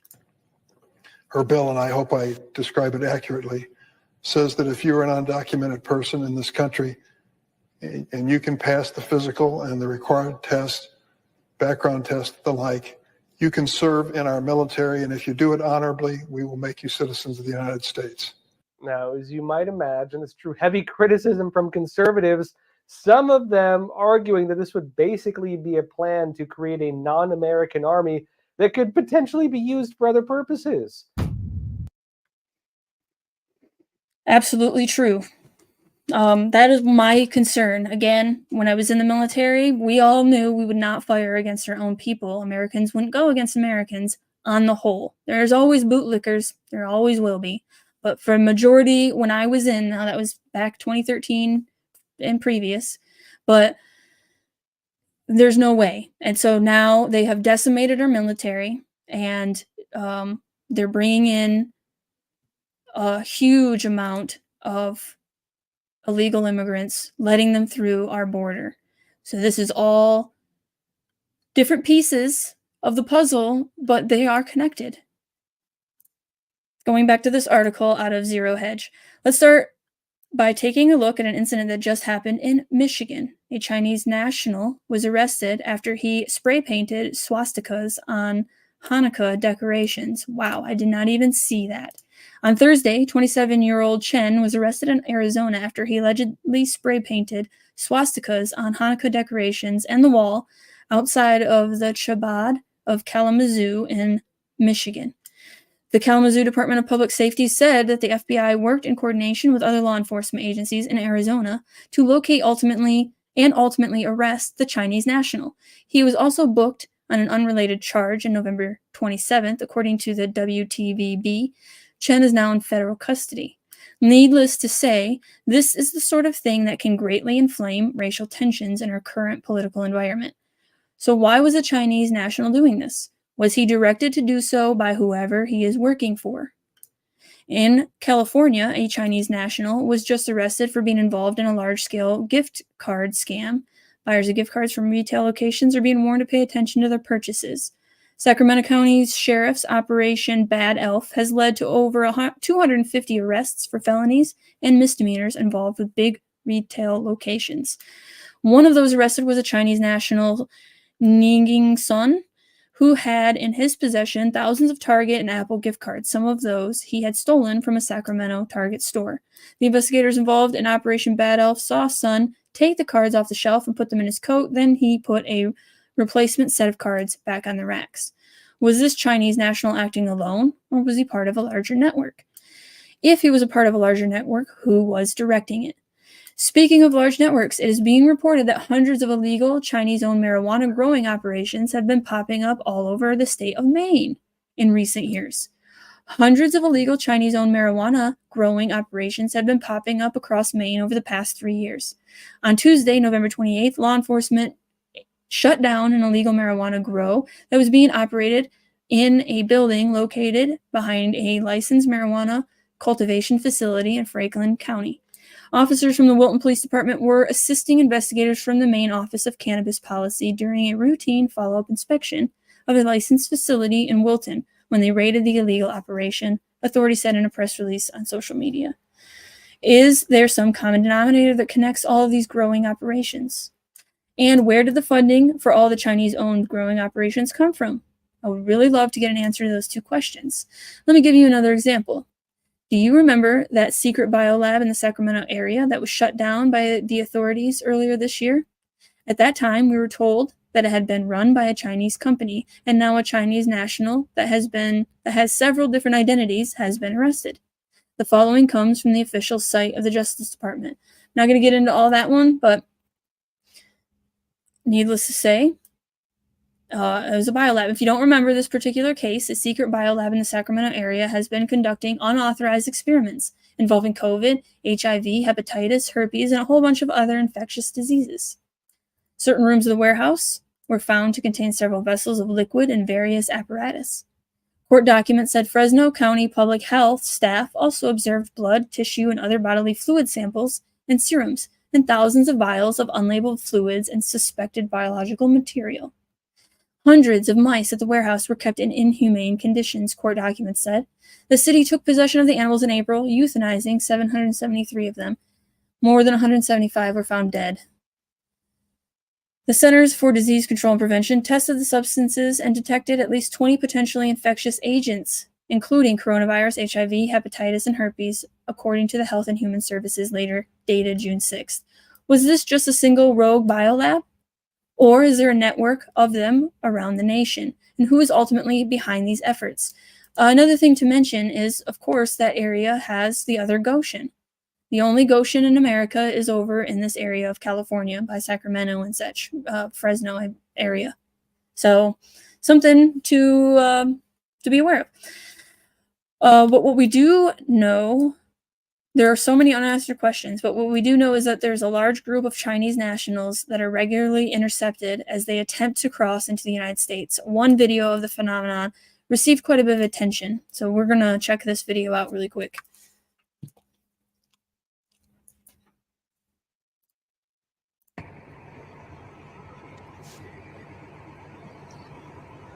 And you can see majority of them look, I mean, even their haircuts, look at their haircuts. This one's not that, you know, military-esque, but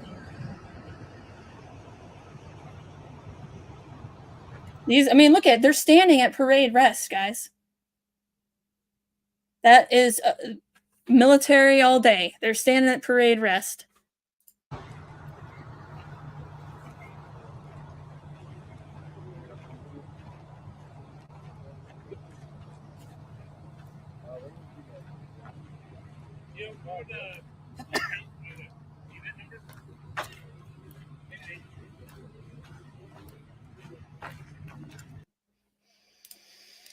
And then it also appears that these these migration efforts are highly coordinated, which I have discussed on here before. The United Nations is 100% involved with our border.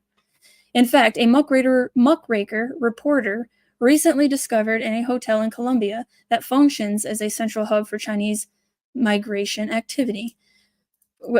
Great, another muckraker. Of course, there are many of us out there and more every day, hopefully. But this muckraker I recommend following. I've found him this year after I made my channel, by the way. But an unbelievable report of Colombia reveals Chinese military-age men using a hotel as a dedicated migration hub ahead of crossing the U.S.-Mexico border en masse. A muckraker reporter explained that the Cabanas Rio Mayo Hotel in Pasto, I have no secondary language skills whatsoever, barely the first, obviously. I wish I did. I really think it's important to be bilingual, but alas, here I am. The hotel is brimming with Chinese foreign nationals preparing to journey through the Darien Gap to America as part of a sophisticated migration network. The reporter dispelled the notion that this is simply coincidental gathering of Chinese nationals by pointing out the signs posted around the hotel come with a Chinese translation, indicating this is a common meeting hub for the Chinese migrants. Additionally, the reporter described that WhatsApp directives by smugglers to the Chinese nationals specifically mention Pasto as a safe staging area ahead of their trek to America's southern border. Muckraker also interviewed one of the Chinese migrants who revealed that the CCP has embedded plainclothes secret police throughout the U.S. to facilitate and monitor the Chinese nationals entering the country. This is super suspicious, obviously. At a time when rumors of a coming war with China are reaching a crescendo, efforts are being made to bring military-age Chinese men into this country on an industrial scale. This video is 2 minutes. I'll finish this article and then we'll watch it. Ultimately, it is difficult to prove that all of these things that I have discussed in this article are connected. Yes, military-age Chinese men are coming into the country in far larger numbers than ever before. And yes, military-age Chinese men are being caught committing illegal acts all over the nation. Is all of this evidence of some sort of giant plot to destabilize the United States? After reviewing the evidence, many will come to that conclusion, but I can't prove it 100%.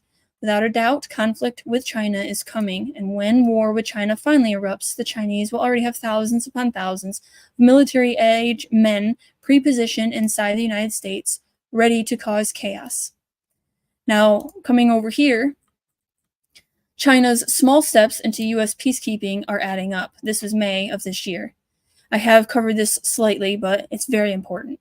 Within the UN community and beyond, the People's Republic of China is seen as the committed peacekeeping state, one that recognizes the value of peacekeeping for the United Nations and for its own discrete foreign policy goals. In 2015, on the 70th anniversary of the UN, China became the second largest contributor to the peacekeeping budget, announcing additional financing for a new UN Peace and Development Fund, a further US $100 million for African peacekeeping capacity training, and committed a fifth of the troops for the UN Standby Peacekeeping Force. China unveiled its Peacekeeping Affairs Center in June of 2018 in support of its international cooperation and capacity building work, co-hosting UN trainings and workshops. Most recently, China has sought to chair expert working groups on peacekeeping intelligence and peacekeeper safety and security, among others. China deploys more UN peacekeeping troops than all the other UN Security Council permanent members combined. And over a dozen of its officers have had top military posts, serving as a force commander, deputy force commander, sector commander, and deputy sector commander. China views the UN as a core component of international order, but in need of reform to effectively address complex global governance issues in the emerging multipolar system. As such, China is advancing its vision for a community of shared future for mankind, where it uses state sovereignty and territorially as the framework to bolster international peace and security. It promotes economic development, social stability, and a strong state infrastructure to resolve governance problems, while saying little on human rights or other key principles that guide UN work, like accountability and transparency. Thus, China's shared future vision departs from the UN approach, which combines development, human rights, peace, and security. Yeah, right. UN doesn't do any of that anymore. If it once did, it has hence stopped doing that. Barron said, "It's all the evidence I need, and we all know a witch who's complicit with the plan." Absolutely. Davos Whitmer. I'm going to just throw this out there because I've been thinking about it for a while, obviously. The cyber pandemic, I think, is going to happen around the election time. I think that we will not know who our president is for a while because of the cyber pandemic, and that is going to help foster the civil war. Some people say the civil war is coming this year. Unfortunately, I don't want the civil war at all. First, I hope that we can all be enlightened enough to not do what they want, right? They want us to fight each other and kill each other. Let's not do that. Americans obviously need to come together because there's a huge problem. America is being taken out from within. But what if there is a civil war after, where Trump says he won, and everybody that loves Trump,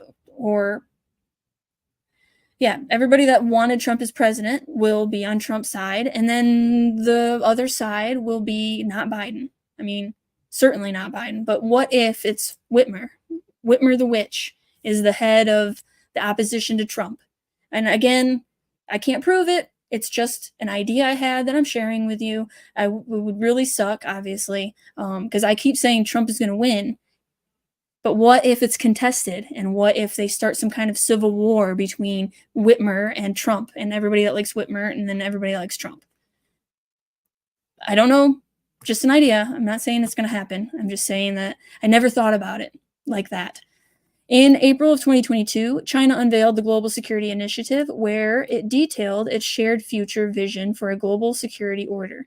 The concept paper came out in February 2023. The Global Security Initiative critiques the current security order as the source of global governance issues and draws on China's position of non-interference and a rejection of power politics to achieve security. This just proves what I was saying about the art of war. They're not into power politics. That's America way. They're much more crafty and subtle, and just like the United Nations, which is why they make such a great partnership. United Nations likes to be crafty and subtle as well. The Global Security Initiative stands alongside the Belt and Road Initiative, the Global Development Initiative, and the recently announced Global Civilization Initiative as the suite of global public goods promoted by China. The new initiative is of interest as it links China's particular views on security with its more traditional development-first approach to international politics. With these complementary initiatives shaping this shared future into targeted policy, as China considers the UN to be the fundamental to this proposed security order. China considers the United Nations to be fundamental to this proposed security order. It sees its peacekeeping contributions as part of what makes the shared future possible, with troop deployments and funding underscoring China's support of world peace, global development, and multilateral world order. Can't get more clear than that, guys. It's crazy. China's tentative steps towards policy leadership could be useful if it wanted to secure the highest office in peacekeeping. Indeed, observers note that PRC nationality is increasingly an asset for senior diplomacy, as China becomes an increasingly important state in the UN and to UN leadership. Although it is highly unlikely that the French would easily relinquish this top post, especially given precedent and custom, this does not preclude China's alleged interest, especially as China signals its gradual transition from serving, not only as a peacekeeping contributor, but as a peacekeeping leader. China will likely continue to shape peacekeeping along its preferences for a more technical and less overt political foreign policy tool. Less overt. Due to a growing demand for funds for major initiatives, along with the UN's interest in technological tools for international peace and security, China has had more opportunities to articulate and enact its vision, while also emphasizing the relative decline the Western influence within the UN system, in contrast with the West's rhetorical and financial commitment to the world body. Moreover, the ambitious yet varied achievements of the human protection agenda, along with the UN position that underdevelopment presents a challenge for human protections, are openings for China's advocacy for social stability and economic recovery as part of its shared future. China is going to play a huge role in the is playing a huge role in the United Nations, and it's concerning. So we're going to watch this 2 minutes of this muckraker and see what he's got to say. So right now we are in Colombia at the Cabañas Rio Mayo Hotel. And this hotel that we stumbled upon by accident is a major hub, a major transit point, meeting place for Chinese foreign nationals that are on their way to the United States. And last night when we were here, we were eating at this hotel restaurant, and we were the only foreigners that were not Chinese. I mean, literally the entire hotel is just Chinese foreigners. We spoke with the hotel staff here, and they confirmed that. And while there are some women and children, it's mostly military-aged males. There's some right behind me right now, actually. We showed you in a previous video of ours a Chinese blueprint that's distributed amongst Chinese in WhatsApp groups. And this is actually one of the stops on the blueprint. It says to stop in Pasto. That's where we're at right now. We're on the outskirts of Pasto. The point is that the Chinese have very sophisticated, quote-unquote, migration networks all the way up to the U.S. border. And this hotel that we're at is proof of that. It's all Chinese, and for some reason, they all know to come here. It's because they are in direct communication. People that are further up the trail or that have made it to the United States are telling people that are on their way, hey, this is a hotel that's safe for you. We also found, we were staying at this hotel, they're expecting Chinese. You can see a lot of the writings, a lot of the signs in this hotel are written in Chinese. Again, this is further proof that it's not by accident. It's not just some sort of one-off occasion that there's all of these Chinese nationals here at this point. This is a known hub, a known meeting place for Chinese that are in transit on their way to the United States. We spoke with a Chinese national who's staying here right now, who's going to be trekking through the Darien Gap and going up to the United States. His destination is either New York or Los Angeles. And he told us that there are definitively Chinese spies in the United States. And listen to this, within the last 2 weeks, New York, the people that go to New York, they're now getting tickets to anywhere they want. But really what that means is they go to New York and they get their orders. They get their marching orders from LA or New York. And they're waiting in this stupid movie, Leaving the World Behind. Spoiler, I'm sorry if you want to watch it without spoilers, but it's not that great anyway. There's a plane that distributes a bunch of flyers, and in the area that they're at, the flyers all have Iranian. It looks like Iranian or Arabic. It's Arabic language on it. But in another area, they say it's Korean or Chinese. They don't really know. But the fact that they bring Korean in there as well is suspicious to me, because North Korea, there's a game now. It gets crazy, but I'm going to say it anyway. There's a video game that was the storyline was created by a former CIA agent, and it's called Homefront. And in it, North Korea actually breaches the beaches of America. They actually invade America, and they parachute in as well. I'm not saying that's what's going to happen. I just think it's weird that it was a former CIA and that it was Korea. And then this movie says something about Korea and China. So they don't know which one it was. But basically, and then they insinuate that different countries formed up together, right? So you're thinking China, Russia, and Iran are the ones that grouped together, and like, this is predictive programming, but it's also they're telling you what their plans are. I suggest if you watch it, just know that it's propaganda. Know that Obama produced it and that they are telling us something or laughing at us, slap in the face, possibly. It depends on your viewpoint, but I digress. The fact is, it's not just going to be Chinese nationals. There's going to be other nationalities as well. Are the Chinese police in the United States?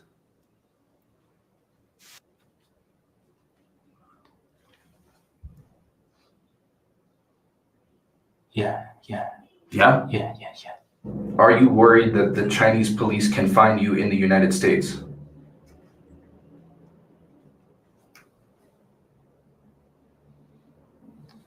Yeah.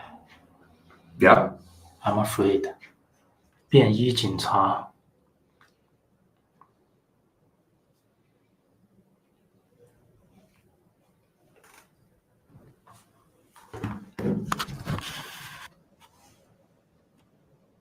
Plainclothes policeman is what he said. So,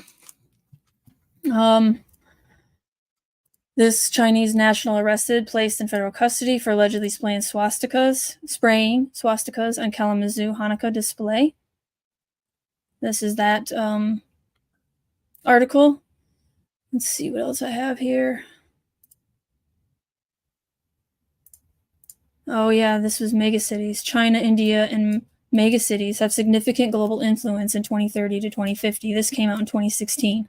So to tie it all together, of course, the mega regions are on every continent. The U.S. has dominated military spending and still has 3 times more than the second place China in 2015.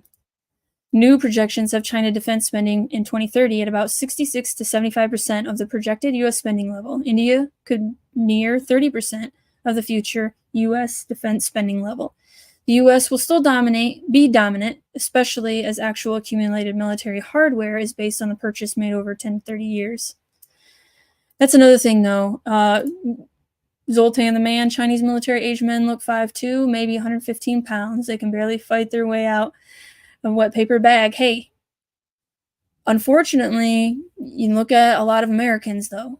They don't even know what gender they are. So, we got to have a little bit of acknowledgement of our own failures here in this country. At least they know what gender they are. That's all I'm going to say about that.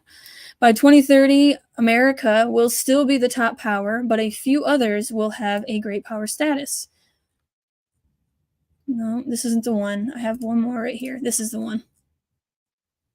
So, China megaregions, together with metropolitan cities, become the engine for economic development and the target areas for regional and national policies. Apart from the 3 giant megaregions, this is China, has megaregions as well. Capital Economic Zone, Pearl River Delta, and Yangtze River Delta, which account for a large share of the country's economic output. Several other inland megaregions are also emerging and developing. These 10 megaregions, as identified by China's National Development and Reform Commission, cover around 20% of the total area of China and include more than half of the national population, which is 52%. Okay, whatever. So come down here. In addition to industrial coordination, moving from government functions and industry out of Beijing to the surrounding area to relieve traffic and reduce air pollution. Efforts should be made in building an efficient traffic network to get to Beijing, Tianjin, and the cities of Hebei fully connected, a move which will jumpstart the integration in days to come. So I have shown a picture of China and all of the high-speed rail systems they have, and they're actually building one through Mongolia to go all the way to Europe, Europe. So they want to be connected. It's crazy. It's expected that by the year 2020, the Xinjiang traffic network will comprise 9,500 kilometers of railway and 9,000 kilometers of expressways, keeping travel times between any major city in the region under 1 hour by train or 3 by car. According to the outline of Beijing traffic development, 2004 to 2030, because again, the United Nations, they're involved with the plan. Beijing is committed to building a large outer ring road running 940 kilometers in high-speed channels in 6 directions to link it to adjacent areas. So far, roughly half the outer ring road has been completed. Okay. This is about details on the US, China, and Europe mega regions to finish this video up. And hopefully I'll do a double check to make sure I got all the good stuff that we need. We're going to talk about Chicago to Pittsburgh. This is the mega region that they're talking about. Extends north and west from Pittsburgh through Cleveland, Detroit, Indianapolis, Chicago, and Minneapolis, taking in more than 50 metros in all. Toronto is a part of that because, again, there won't be a border between Canada and America. It'll just be North America, period. Maybe they might rename it. Home to 41.8 million individuals, this mega region generates $2.3 trillion in output. Its economy is just a bit smaller than the United Kingdom's, about the same size as Brazil's, and bigger than all of Russia's, equivalent to the world's 7th largest nation. Imagine that. Russia is such a danger, and yet our Great Lakes region makes more money, or it actually is bigger than all of Russia's economy. Sorry, I should have taken that down. Janine, hello, Michigan Muckraker. Hello, Janine. I hope you're doing well. You seem to be doing great on Rumble. Good information. Thank you. I'm glad. Do you think do you think this will be what will happen in 2024? Yeah. So in 2024, yes, the marching orders will begin in 2024. It is an election year. This is when things are going to really start ramping up when it comes to chaos, unfortunately. I do not think we can stop it, but we can prepare for it and just try to survive it. And then when we survive it, then we can rebuild in a way that's for freedom instead of for communism or state-owned, government-owned. I think that we will win in the end, but first comes chaos. So what do people do? Well, that's a great question. First, love your neighbor. Learn who your neighbors are. Become a unit. The people that are around you are going to be all that you have access to when the cyber pandemic crap happens.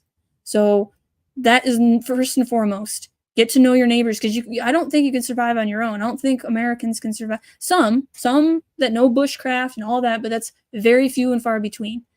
Most people, you're going to need to rely on the people around you, and that means that you need to form bonds of trust before it all happens, because once it starts, and obviously it already is it's been going since 2020. This whole thing of isolating us from each other, it's all by design to make us hate each other, to be fearful of each other, and that is the number one thing we need to combat.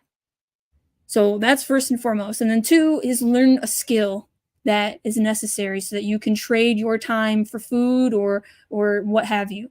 Learn a skill. Those are my 2 biggest things. Learn who your neighbors are, learn a skill.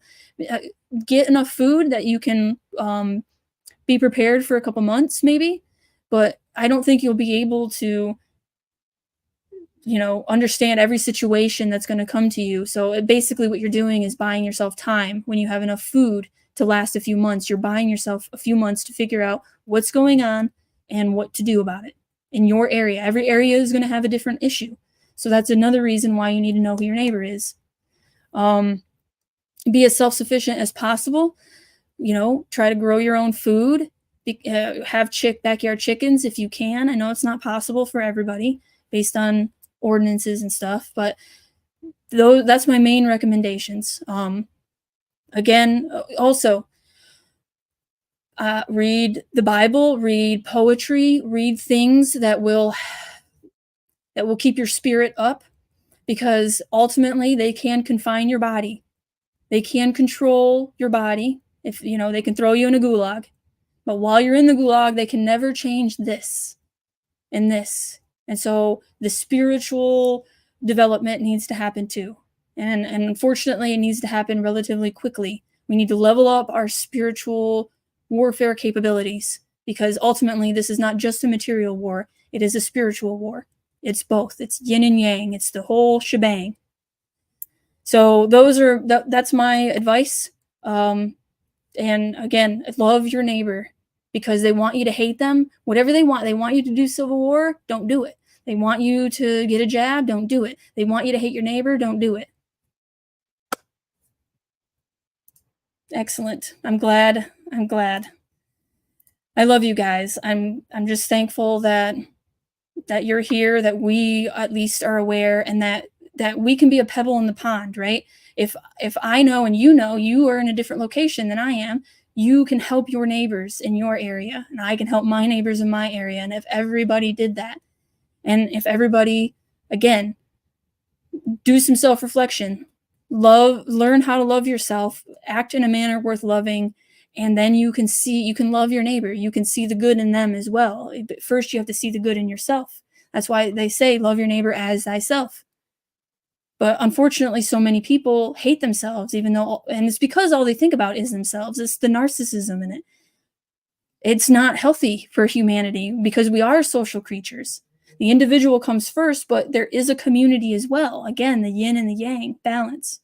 So lots of complex issues, but ultimately the only solution is to level up spiritually, love your neighbor, learn how to build up. A good leader can identify the strengths in people and build those up, and identify the weaknesses in people and mitigate those weaknesses. That's what a good leader is supposed to do. And you can do that for yourself, and you should just do that for yourself ultimately. But, leaders will come up, hopefully, good leaders will come up to help when shit hits the fan. But this is by design, and unfortunately, they have all the money and the power, but also evil destroys itself. I fully am committed to that. I know that the hero's journey is basically just a macro view of humanity, of what life is all about. And there are rules. And so I believe in balance. Balance will happen. And right now, it's imbalanced in their favor, but the universe God, the grand plan, will come together. But we as individuals can change our little situation where we're at by just doing those things, by learning to love your neighbor and learning to love yourself. All right, we're getting to it. I think that's pretty much all I had. I'll just say this one last paragraph. SoCal runs from LA through San Diego and spills into Mexico, accounting for 21.8 million people and more than 1 trillion in economic output. So this high-speed rail comes into LA. LA is a top spot where these individuals are coming through the border, and they're going to LA to get their marching orders. Now they can get a high-speed rail and get at least to Vegas, and then from Vegas, next high-speed rail, it's something to consider. So let me do a quick double check, make sure. All right, I'm just gonna name it. I can't get into it, but if you guys don't know about Colony Ridge down in Texas, a huge city. Okay, it's basically a city that has a bunch of illegal migrants. They're not supposed to be here, and yet they're here, and they have homes, and it's a huge community. And so maybe in the future I'll do a deep dive of this, but this is what it reminds me of right here: how to turn refugee camps into smart cities in 2017. You come down here. This is a smart city potential that came out of 65 million people that were forcibly displaced. And they have sprawling refugee camps in Jordan, Kenya, Uganda, and South Sudan. So this is similar to what we're seeing in Texas. And these are going to be turned into smart cities. And so I was planning on getting into that, but unfortunately, I ran out of time. Everything else was more important. That's why that came last. So, all right, I think that's everything. I hope that I put some pieces out there for you that make sense, that they go together. In my research, they did. That's why I put it out there like that. Janine, thousands of children go missing from Maui, Hawaii fires. Mark Zuckerberg is building a massive $100 million underground bunker in Hawaii. Where did all the missing children go? Janine, that is a very valid question we all need to be answering. And unfortunately, when you go down the rabbit hole, you see Luciferianism. It just is what it is. I don't even call it Satanism because they don't. They call him Lucifer. And I don't know if there's a difference or not. But, some people would say there is. Some people say there's not. Ultimately, I don't agree with these people that want to put man as God. And that's basically what it comes down to. The law of God needs to be above the law of man. Otherwise, we're going to see atrocities. So we're going to learn the lesson the hard way. And again, love your neighbor and love yourself. I love you. I hope that I hope we all survive. Obviously, I don't want atrocities to happen. I think human beings are amazing, and we have so much potential to make this world a great place. And it starts with you and me. Like, it starts with be the change you want to see in the world, as Gandhi said. And so he changed India using civil disobedience or nonviolent confrontation. So I think that's the first answer. But of course, I believe in defending your life. And so if your life is threatened, you have a right to defend it. It's precious, given to you by the Creator. And so there's a balance there too. You can defend, but you should not attack. That's what I think. Thank you guys for watching. Tomorrow will be about tech and how the trad wife is going to be replaced by a robot, potentially. Let me know what you guys think about that. You think a trad wife can be replaced by a robot? And Carlet, thank you, Michelle. She gave me a bullseye. Thank you guys. Once again, I can't thank you enough for hanging out with me and being willing to learn this information. So I hope I see you tomorrow, 10 a.m., and we're talking about tech. So have a good day.